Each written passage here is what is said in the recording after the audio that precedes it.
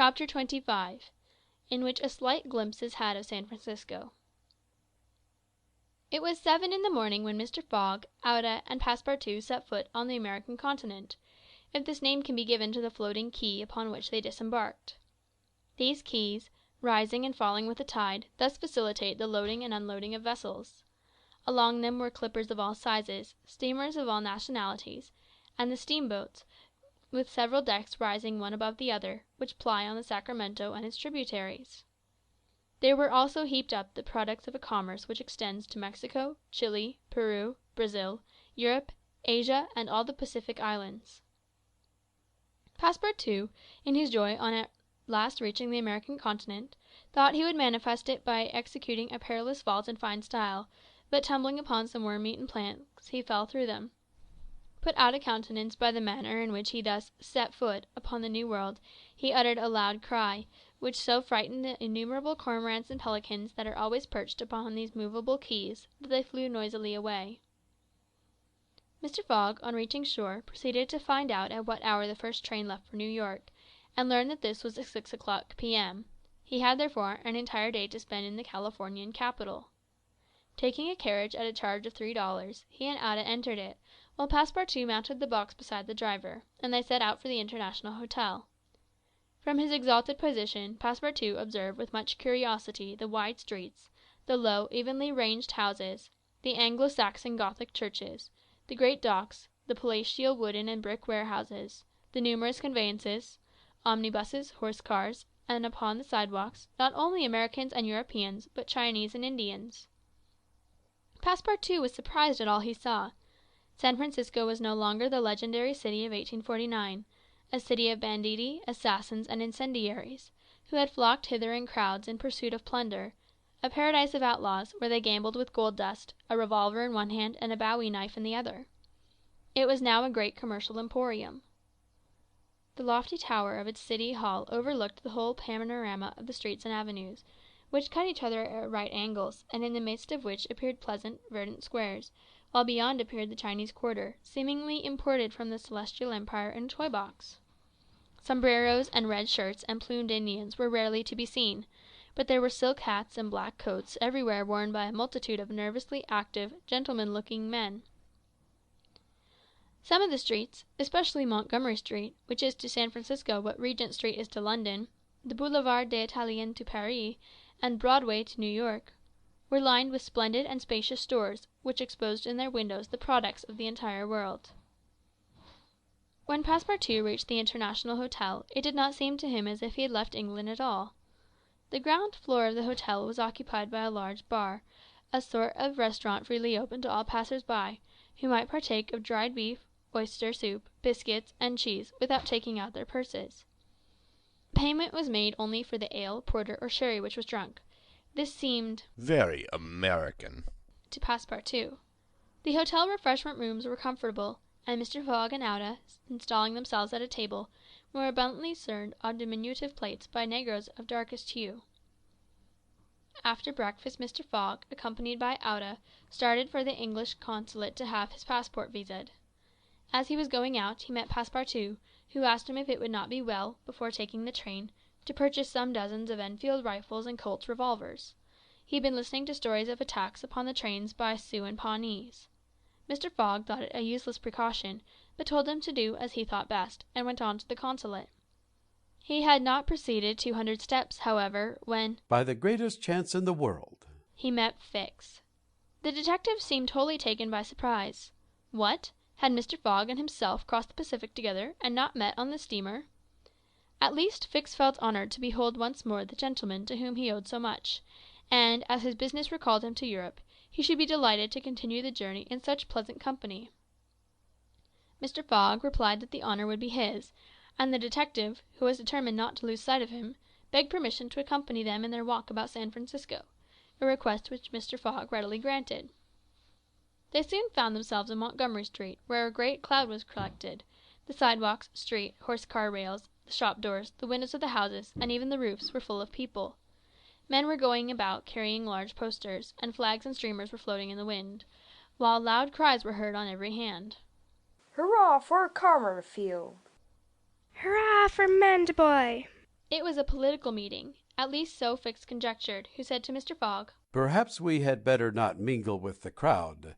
There may be danger in it. Yes, returned Mr. Fogg. and blows, even if they are political, are still blows. Fix smiled at this remark, and in order to be able to see without being jostled about, the party took up a position on the top of a flight of steps situated at the upper end of Montgomery Street.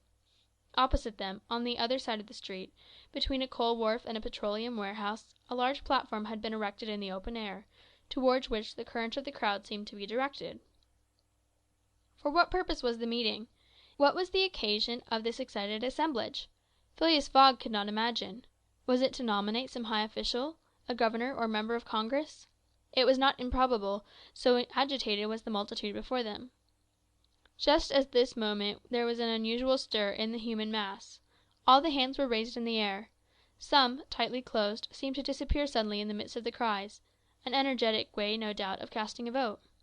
The crowd swayed back, the banners and flags wavered, disappeared an instant, then reappeared in tatters. The undulations of the human surge reached the steps, while all the heads floundered on the surface like a sea agitated by a squall. Many of the black hats disappeared, and the greater part of the crowd seemed to have diminished in height. It is evidently a meeting, said Fix, and its object must be an exciting one.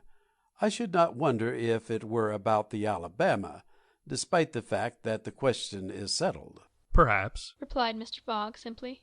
At least there are two champions in presence of each other, the Honourable Mr. Cammerfield and the Honourable Mr. Mandiboy. Auda, leaning upon Mr. Fogg's arm, observed the tumultuous scene in surprise, while Fix asked a man near him what the cause of it all was. Before the man could reply, a fresh agitation arose. Hurrahs and excited shouts were heard. The staffs of the banners began to be used as offensive weapons, and fists flew about in every direction. Thumps were exchanged from the tops of the carriages and omnibuses which had been blocked up in the crowd. Boots and shoes went whirling through the air, and Mr. Fogg thought he even heard the crack of revolvers mingling in the din. The rout approached the stairway, and flowed over the lower step. One of the parties had evidently been repulsed, but the mere lookers-on could not tell whether Mandiboy or Cammerfield had gained the upper hand. It would be prudent for us to retire, said Fix, who was anxious that Mr. Fogg should not receive an injury, at least until they got back to London. If there is any question about England in all this, and we were recognized, I fear it would go hard with us. An English subject, began Mr. Fogg. He did not finish his sentence, for a terrific hubbub now arose on the terrace behind the flight of steps where they stood, and there were frantic shouts of "Hurrah for Mandiboy! Hip, hip, hurrah!" It was a band of voters coming to the rescue of their allies, and taking the Cammerfield forces in flank. Mr. Fogg, Auda, and Fix found themselves between two fires. It was too late to escape. The torrent of men, armed with loaded canes and sticks, was irresistible. Phileas Fogg and Fix were roughly hustled in their attempts to protect their fair companion. The former, as cool as ever, tried to defend himself with the weapons which nature has placed at the end of every Englishman's arm, but in vain. A big brawny fellow with a red beard, flushed face, and broad shoulders, who seemed to be the chief of the band, raised his clenched fist to strike Mr. Fogg, whom he would have given a crushing blow, had not Fix rushed in and received it in his stead. An enormous bruise immediately made its appearance under the detective's silk hat, which was completely smashed in. Yankee! exclaimed Mr. Fogg, darting a contemptuous look at the ruffian. "Englishman!" returned the other. "We will meet again. When you please. What is your name?" Phileas Fogg. And yours? "Colonel Stamp Proctor." The human tide now swept by, after overturning Fix, who speedily got upon his feet again, though with tattered clothes. Happily he was not seriously hurt. His travelling overcoat was divided into two unequal parts, and his trousers resembled those of certain Indians, but less fit compactly than they are easy to put on. Auda had escaped unharmed, and Fix alone bore the marks of the fray on his black and blue bruise. Thanks. said Mr. Fogg to the detective, as soon as they were out of the crowd. No thanks are necessary, replied Fix. but let us go. Where? To the tailor's. Such a visit was indeed opportune. The clothing of both Mr. Fogg and Fix was in rags, as if they themselves had been actively engaged in the contest between Cammerfield and Mandiboy. An hour later they were once more suitably attired, and with Auda returned to the International Hotel. Passepartout was waiting for his master, armed with half a dozen six-barrelled revolvers. When he perceived Fix he knit his brows, but Auda having, in a few words, told him of their adventure, his countenance resumed its placid expression. Fix evidently was no longer an enemy, but an ally, who was faithfully keeping his word. Dinner over, the coach which was to convey the passengers and their luggage to the station drew up to the door. As he was getting in, Mr. Fogg said to Fix, "You have not seen Colonel Proctor again?" No. "I will come back to America to find him," said Phileas Fogg calmly. "It would not be right for an Englishman to permit himself to be treated in that way, without retaliating."